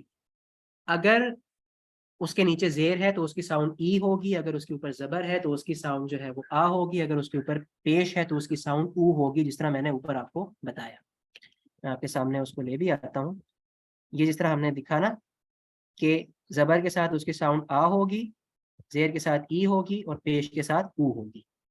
لیکن کیا ہوگا، میں نے ابھی جس طرح آپ کو بتایا کہ جو الف ہے، یہ اس سے جو پچھلا حرف ہے اس کی حرکت ہم دیکھیں گے جو عموماً زبر ہی ہوتی ہے، اور اس کو ہم پرولونگ کر دیں گے، جس طرح کہ اس کے اندر ہم دیکھیں تو اس سے جو پچھلی حرکت ہے وہ زبر ہی ہے، تو ہم کیا کریں گے، اس کو انسان نہیں پڑھیں گے، اس کو انسان پڑھیں گے۔ کیوں انسان پڑھیں گے؟ کیونکہ سین کے اوپر زبر ہے اور اس کے بعد الف آ گیا ہے، اس کا مقصد یہ ہوتا ہے کہ اس ساؤنڈ کو تھوڑا سا پرولونگ کر دیتا ہے۔ تو جی ہاں، الف اور حمزہ ساکن میں کیسے ڈفرینشیٹ کریں گے؟ الف کے اوپر اگر کوئی حرکت نہیں ہے تو کیا وہ ساکن نہیں؟ وہ ساکن نہیں ہوگا۔ الف کے اوپر اگر کوئی حرکت نہیں ہے تو وہ ساکن نہیں ہوگا، ساکن کا ہمیشہ سائن لگا ہوگا، ٹھیک ہے۔ ساکن کا جو سمبل ہے وہ میں نے آپ کو بتایا، ایک تو جس طرح اقرا میں قاف کے اوپر چھوٹی سی دال ڈلی ہوئی ہے، یا پھر گول دائرہ ہوتا ہے، یہ دونوں سمبل ہیں جو یوز کیے جاتے ہیں، اس کے اوپر سمبل ڈلا ہوگا۔ لیکن یہ آپ کی اسائنمنٹ ہے، جب آپ سورہ فاتحہ کھولیں گے تو آپ کو بے شمار الف بھی نظر آئیں گے اور حمزہ بھی نظر آئیں گے۔ جی پورے سورہ فاتحہ کرنی ہے، پوری سورہ فاتحہ میں آپ نے پوائنٹ آؤٹ کرنا ہے۔ جی ریپیٹ میں نے کر دیا ہے، اگر پھر بھی کسی کو سمجھ نہیں آئی تو وہ کوشچن کر سکتا ہے.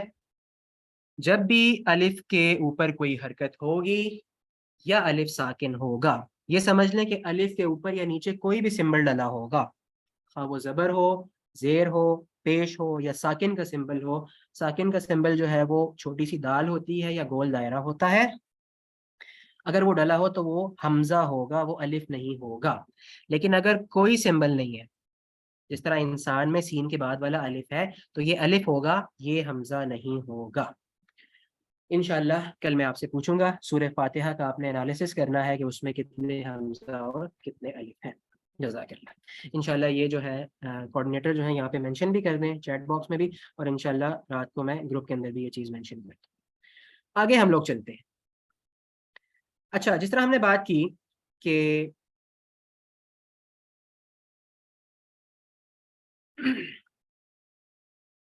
اب ہم نے جو ہے وہ دو چیزیں ہم لوگ سیکھ چکے ہیں، بالکل بیسک دو چیزیں. سب سے پہلی چیز ہم نے کیا سیکھی؟ عربی زبان کے حروف الہجا سیکھے، اور دوسری چیز ہم نے حرکات سیکھ لیں جو ساؤنڈز ہیں. آپ یہ سمجھ لیں کہ جو حرکات ہیں نا، یہ واولز ہوتے ہیں، یہ ساؤنڈز ہوتی ہیں کہ کوئی بھی جو حرف ہے اس کی ساؤنڈ آپ نے کیسی پروناؤنس کرنی ہے. اور تین طرح کی ساؤنڈز ہوتی ہیں، آ، ای اور او. جس طرح اگر با کے اوپر زبر ہوگا تو آپ اس کو پڑھیں گے با، اگر زیر ہوگی تو آپ اس کو پڑھیں گے بی، اگر پیش ہوگا تو آپ اس کو پڑھیں گے بو. یہ ہے با، یہ ہے بی، اور یہ ہے بو. یہ صرف کیا کہتا ہے کہ آپ نے جو حرف آپ کے سامنے لکھا ہوا ہے اس کی ساؤنڈ آپ نے کیسے نکالنی ہے. اور جو ساکن ہے اس کی ساؤنڈ کیسے ہوتی ہے، جیسا کہ اچھا ساکن حرف کبھی بھی، یہ آپ نے ذہن میں رکھنا ہے کہ کبھی بھی کسی ورڈ کی، کسی بھی لفظ کی ابتدا ساکن سے نہیں ہوتی. کبھی بھی ساکن لفظ جو ہے، ساکن حرف جو ہے، وہ کبھی بھی لفظ کے، جملے کے، کلمے کے شروع میں نہیں آتا، اس سے ابتدا ہو ہی نہیں سکتی. وہ ہمیشہ یا تو درمیان میں آئے گا یا آخر میں آئے گا. ایک لفظ میں آپ کے سامنے لکھتا ہوں، اس طرح کے ہے لفظ اب. عربی زبان میں اب جو ہے وہ والد کے لیے استعمال ہوتا ہے. جی، اب کیا ہوگا کہ اب یہاں پر کیا ہے کہ با کے اوپر ہم کوئی حرکت نہیں دیں گے، اس کو ہم پڑھیں گے اب. با پہ ہم نے ساکن کر دینا ہے، ٹھیک ہے. نہ اس کو ہم با پڑھیں گے، نہ بو، نہ بی پڑھیں گے. اگر زبر ہوگا تو با، بی، بو. لیکن اگر ساکن ہوگا تو اس پہ ہم کیا کریں گے، اس پہ سکونت اختیار کریں گے، اس کو ہم اس طرح پڑھیں گے جس طرح یہاں اب میں ہم بے کو پڑھ رہے ہیں. تو ہم نے دو چیزیں پڑھ لی. سب سے پہلی چیز جو ہم نے پڑھی وہ کیا تھی؟ وہ ہم نے حروف پڑھے. جی کل انشاءاللہ یہ کسی نے بڑی جلدی جو ہے وہ 11 الف اور 5 حمزہ، یہ ہوم ورک ہے آپ کا. انشاءاللہ کل میں جو ہے وہ آپ سے پوچھوں گا. جزاک اللہ. تو دو چیزیں ہم نے دیکھ لی. پہلی چیز ہم نے دیکھی حروف الہجا، دوسری چیز ہم نے دیکھی حرکات. اب حروف الہجا اور حرکات یعنی کہ حروف تہجی اور حرکات مل کر کیا بناتے ہیں؟ لفظ بناتے ہیں.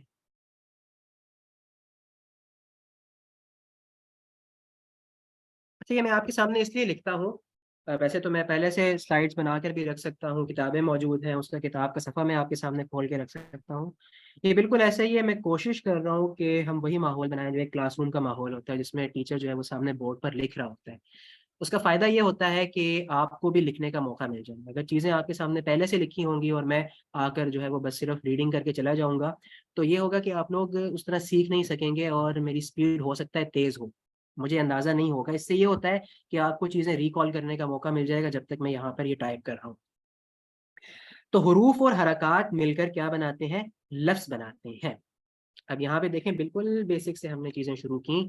پہلے حروف ہم نے سیکھے، اور اس کے بعد جو ہے وہ حرکات ہم نے دیکھی. اب حروف اور حرکات آپس میں مل کر کیا کرتے ہیں؟ وہ لفظ بناتے ہیں. جی آہستہ آہستہ ہم دیکھیں آگے بڑھ رہے ہیں. اچھا، اب لفظ جو ہے نا، لفظ کی دو قسمیں ہوتی ہیں. لفظ کی کتنی قسمیں ہوتی ہیں؟ دو قسمیں. پہلی جو قسم ہے وہ کیا ہوتی ہے؟ یا تو لفظ جو ہے وہ بامانی ہوگا، اور دوسری قسم کیا ہے کہ وہ بے معنی ہو۔ آپ حروف آپ کے سامنے موجود ہیں، الف بے، الف با تا سا، ان میں سے آپ کچھ حروف پک کرتے ہیں اور مختلف حرکات ان کے اوپر نیچے لگاتے ہیں۔ کسی پہ آپ نے زبر لگا دیا، کسی کے نیچے زیر لگا دی، کسی کے اوپر آپ نے پیش لگا دیا، کسی کو ساکن کر دیا۔ اس کے بعد جب آپ اس کو پڑھتے ہیں، اگر تو اس کا کوئی معنی بن رہا ہے تو اس کا مطلب ہے کہ وہ لفظ بامعنی ہے، یعنی کہ اس کے کوئی معنی موجود ہے۔ That word is a meaningful word۔ لیکن اگر آپ نے حرف اٹھائے، حروف اٹھائے، کسی پہ زبر لگایا، زیر لگائی، پیش لگایا، ساکن کیا کسی کو، اس کو آپ پڑھتے ہیں لیکن کوئی معنی آپ کے ذہن میں نہیں آ رہا، لفظ تو وہ ہوگا، کیونکہ ہم نے کیا کہا کہ حرکات اور حروف جب بھی آپس میں ملتے ہیں لفظ بن جائے گا، لیکن اگر اس کے کوئی معنی نہ ہوئے تو اس کا مطلب ہے کہ وہ بے معنی ہے، جس کو ہم محمل بھی کہتے ہیں۔ اردو میں آپ نے پڑھا ہوگا محمل، جس کا کوئی معنی نہ ہو۔ جیسا کہ ہمارے وہ ایک سیاسی لیڈر ہیں، نام میں نہیں لوں گا، جو ہر بامانی لفظ کے ساتھ ایک بے معنی لفظ لازمی لگاتے ہیں، روٹی شوٹی، کھانا شانا، ٹھیک ہے؟ تو یہ روٹی جو ہے یہ بامانی ہے، لیکن شوٹی جو ہے وہ بے معنی ہے، اس کا کوئی معنی نہیں ہے۔ تو محمل جو ہے اس کا کوئی معنی نہیں ہوتا، وہ بھی لفظ ہی ہے۔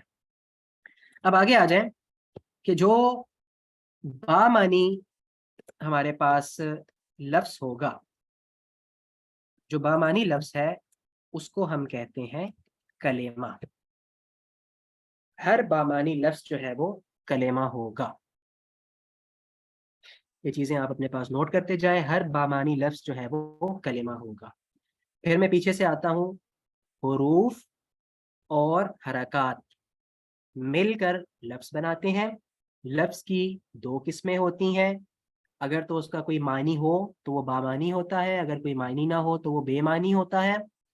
اور جو بامانی لفظ ہے، جس کے کوئی معنی ہو، اس کو ہم کلمہ کہتے ہیں، جو بے معنی ہے اس کو ہم کلمہ نہیں کہہ سکتے۔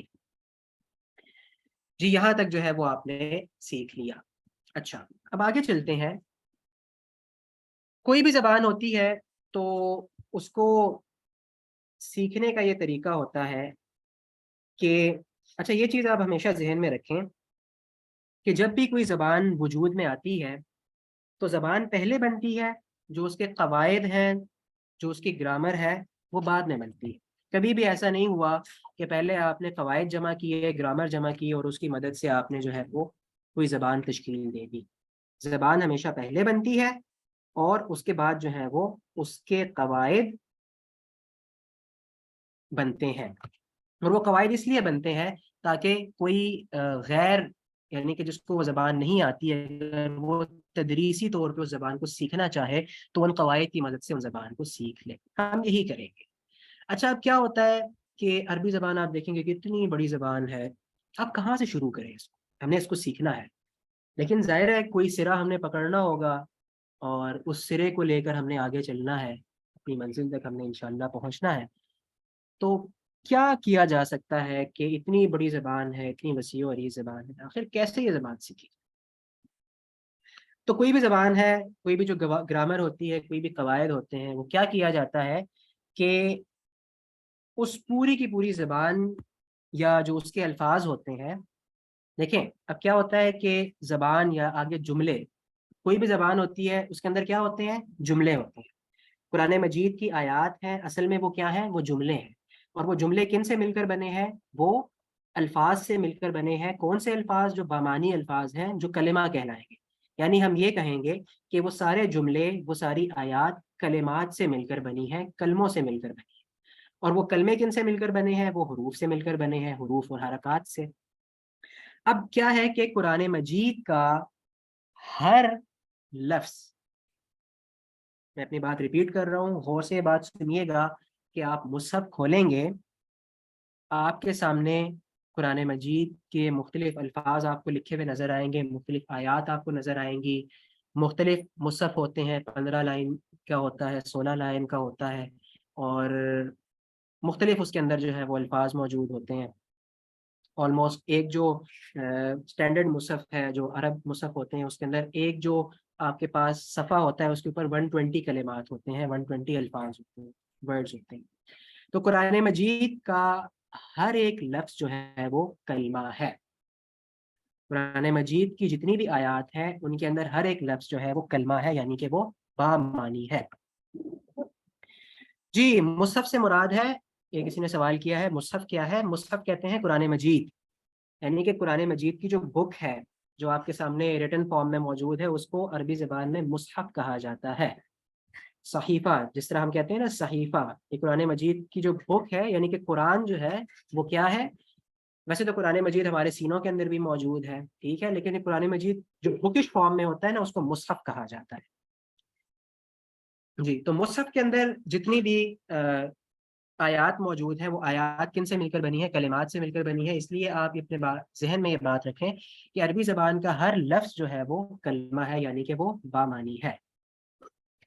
अच्छा, अब तरीका क्या है कि आपके सामने जो है वो कुरान मजीद के कमो बेश कोई 6000 से ज़्यादा आयात हैं, 6236 बाज़ लोग कहते हैं, बाज़ लोग इसमें जो है वो मुख्तलिफ आरा मौजूद है। तो उन 6000 से ज़्यादा, तकरीबन 6500 जो आयात हैं, उनके अंदर क्या है कि बेशुमार कलिमात मौजूद हैं। अब आपने क्या करना है कि इतने ज़्यादा कलिमात को तो आप सीख नहीं सकते। अब आपने क्या करना है कि उन कलिमात की ग्रुपिंग करनी है। जी, 6666 एक ये रिवायत भी आती है, लेकिन ज़्यादा जो इस पे तहकीक हुई है वो ये है कि कुरान मजीद की जो है वो 6236 या 239 के करीब आयात है। चलें, इस बहस में हम नहीं पढ़ते हैं। अच्छा, अब हमने क्या करना है कि मुख्तलिफ कलिमात हैं, मुख्तलिफ वर्ड्स हैं, और ये किसी भी ज़बान को सीखने का तरीका है कि उसको हम क्या करते हैं कि उनकी ग्रुपिंग कर लेते हैं, उनको मुख्तलिफ ग्रुप्स में डिवाइड कर देते हैं। और वो इस तरीके से हम ग्रुपिंग करते हैं, इस तरीके से उसकी दर्जाबंदी हम करते हैं कि कोई भी जो लफ्ज़ है उस दर्जाबंदी से, उस ग्रुप से बाहर ना रह जाए। अच्छा,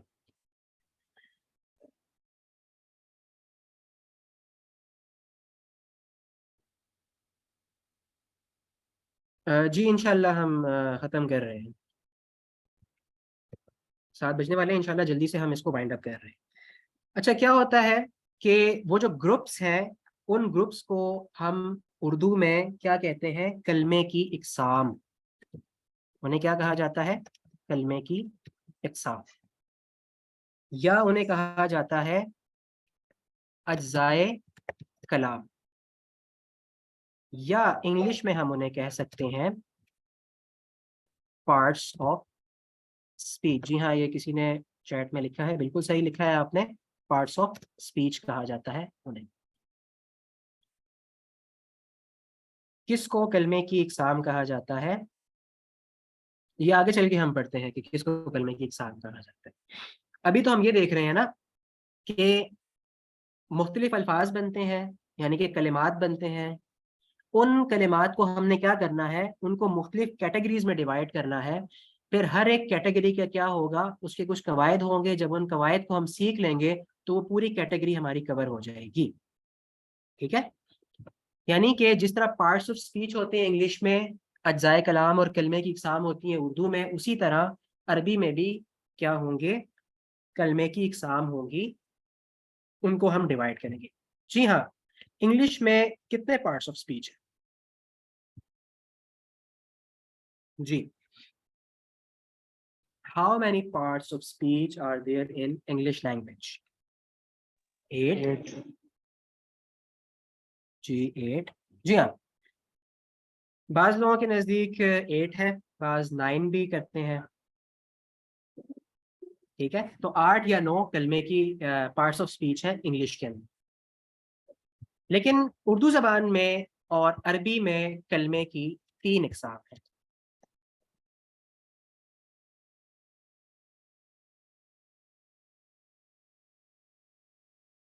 सबसे पहली जो कलमे की किस्म है उसको हम कहते हैं इस्म, जो दूसरी है उसे हम कहते हैं फ़ेल, और जो तीसरी है उसे हम कहते हैं हर्फ। اسم، فعل اور حرف. جی بالکل صحیح فرمایا آپ نے.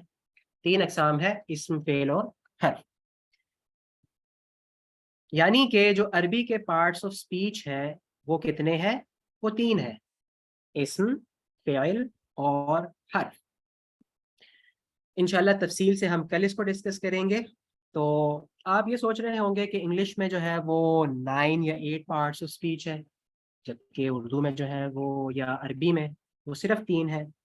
تو کیا ہے کہ جو انگلش کے جو پارٹس آف سپیچ ہے نا، انہوں نے بہت زیادہ ایکسٹینڈ کیے ہوئے. اب عربی زبان میں وہ سب چیزیں اسم، فعل اور حرف میں کور ہو جائیں گی. اس طرح کہ میں آپ کو مثال دوں کہ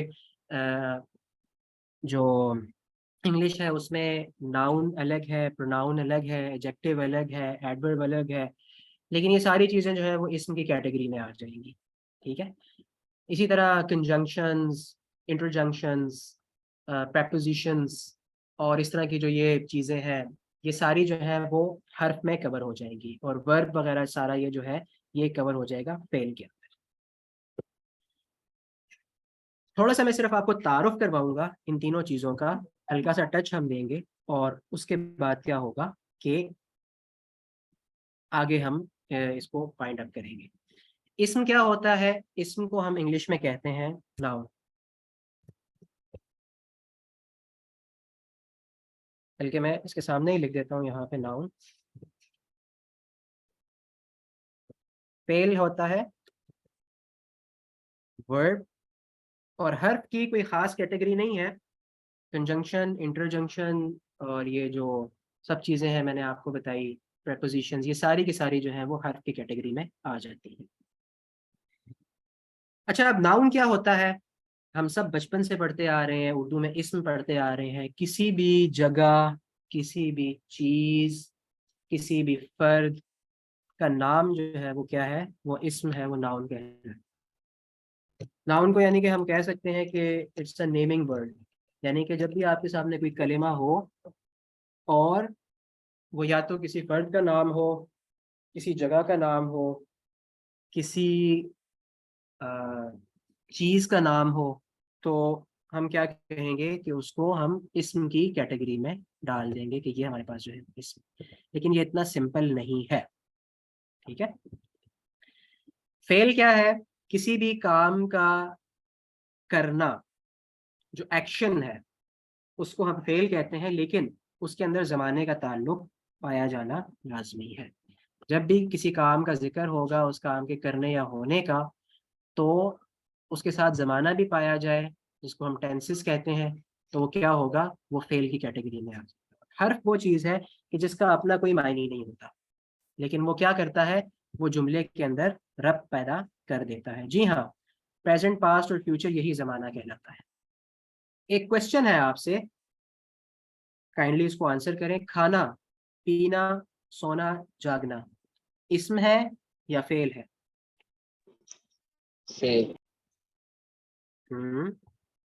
جی فعل، ورڈ. فعل ہے.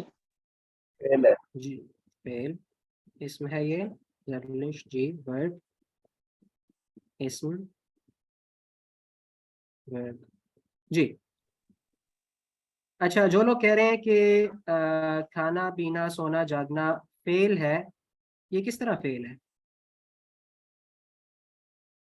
کیونکہ یہ نام ہے کام کا. لیکن میں نے میں نے ایک اور چیز بھی کہی تھی، آپ نے جو ہے وہ غور سے نہیں سنی. میں نے کہا تھا کہ کسی کام کے کرنے کا ذکر ہو لیکن زمانے کا تعلق پایا جائے. مجھے بتائیں، کھانا پریزنٹ ہے، پاسٹ ہے یا فیوچر ہے؟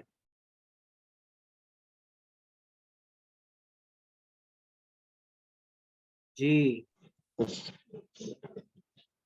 کھانا پریزنٹ ہے، پاسٹ ہے یا فیوچر ہے؟ کچھ بھی نہیں. کچھ بھی نہیں کچھ ہے. بھی نہیں ہے.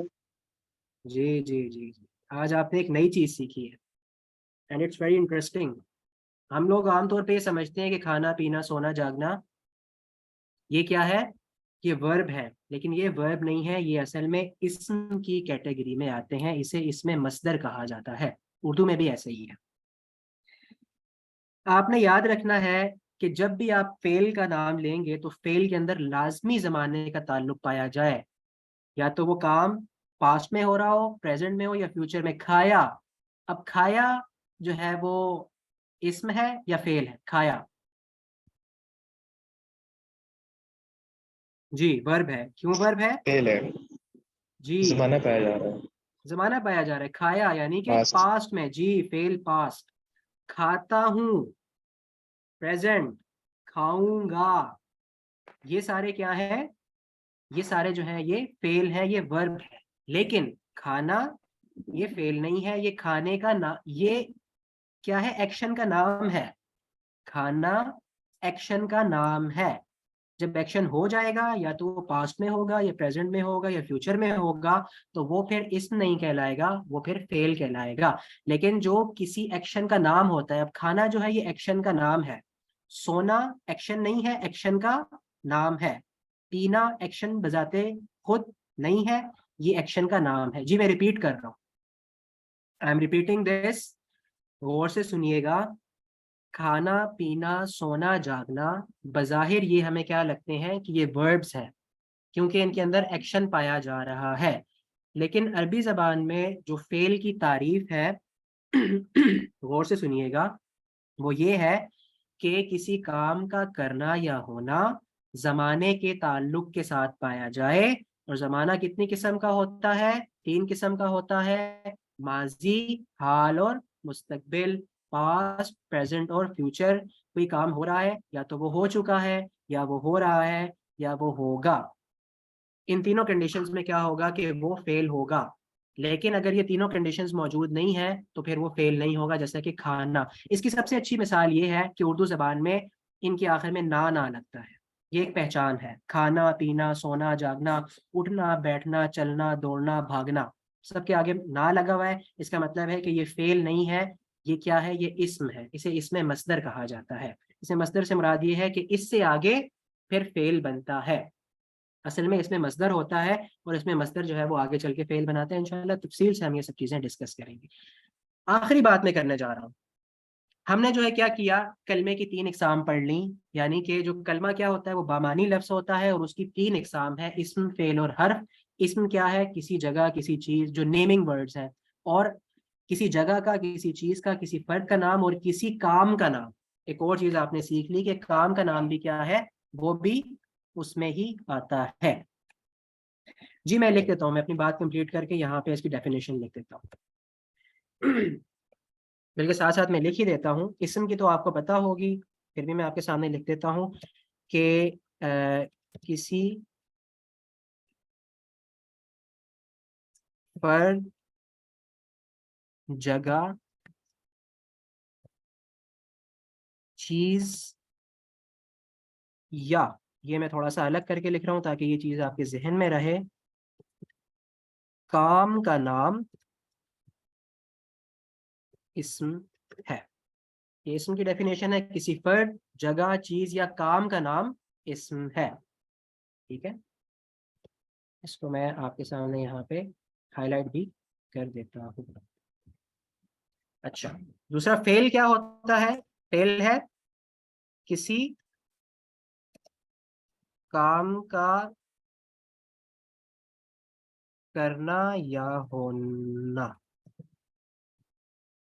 زمانے کے تعلق کے ساتھ پایا جائے. زمانے کو میں تھوڑا سا الگ کر دیتا ہوں تاکہ یہ آپ کے ذہن میں رہے کہ اگر زمانے کا تعلق ہوگا تبھی وہ فعل کہلائے گا، اگر زمانہ اس کے اندر نہیں ہے تو وہ پھر فعل نہیں کہلائے گا. اچھا، آخری بات میں کرنے جا رہا ہوں کہ اور تیسری چیز حرف کیا ہے. اس کی ڈیفینیشن یہ ہے کہ حرف یہ ہوتا ہے کہ اس کا اپنا کوئی معنی نہیں ہوتا، یعنی کہ وہ خود کوئی معنی نہیں دیتا. اس کا یہ مطلب نہیں ہے کہ وہ بے معنی ہوتا ہے، اس کے معنی ہوتے ہیں لیکن وہ کوئی مکمل معنی نہیں دیتا. لیکن وہ کیا کرتا ہے؟ اسم اور فعل کو آپس میں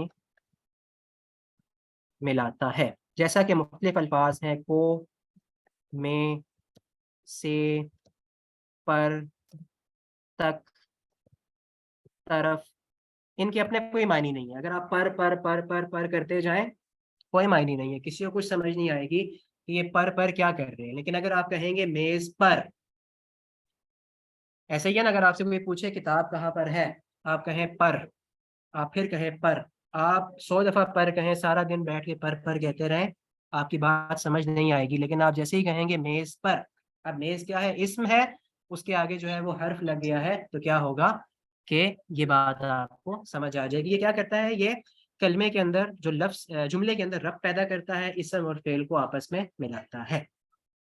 अच्छा, जो बात मैं करने जा रहा हूँ वो ये है कि कुरान मजीद का जब भी आप मुसहफ खोलेंगे, उसका कोई भी पेज आपके सामने आएगा, उसके ऊपर 15 लाइनें हो, 16 लाइनें हो, उसके ऊपर 10 आयात हो, 15 आयात हो, वो सब आयात जो है वो कलमे से मिलकर बनी है। और कलमा या तो इस्म होगा या फेल होगा या हर्फ होगा, कोई चौथी कैटेगरी मौजूद नहीं है। मैं फिर रिपीट कर रहा हूँ जी, नमाज का टाइम आपका हो चुका है। अच्छा, मैं बस ख़त्म कर रहा हूँ जी। एडजेक्टिव्स भी इसम में आते हैं, इसको हम आगे चल के इंशाल्लाह डिटेल से पढ़ेंगे। प्रपोजिशन, ये सब चीज़ें इंशाल्लाह हम आगे चल के पढ़ेंगे। कोशिश करें कि वहीं तक रहें जहाँ तक आपको बताया गया है। इस तरह आगे भागेंगे तो चीज़ें जो है वो आप कंफ्यूज हो जाएंगे। तो कुरान मजीद की जो भी आयत है वो आयत कलमे से मिलकर बनी है। आपके सामने कुरान मजीद का कोई भी लफ्ज़ आ जाए, कोई भी लफ्ज़ आ जाए, कोई भी आपके पास कलमा आ जाए, मैं लफ्ज़ इस्तेमाल करूंगा तो इसका ये मतलब नहीं है कि वो बेमानी होगा, क्योंकि अमूमन हम लफ्ज़ इस्तेमाल करते हैं वर्ड, तो मैं अपनी गुफ्तगू में ज़्यादातर लफ्ज़ का इस्तेमाल करूंगा। कोई भी लफ्ज़ आपके सामने कुरान मजीद का आ जाए, या तो वो इस्म होगा या फेल होगा या हर्फ होगा। पहली चीज़ आपने सीख ली कि कुरान मजीद का हर लफ्ज़ इस्म है या फेल है या हर्फ है। अब आगे आपके ऊपर है कि आपने कैटेगराइज करना है, इस्म क्या है, फेल क्या है और हर्फ क्या है।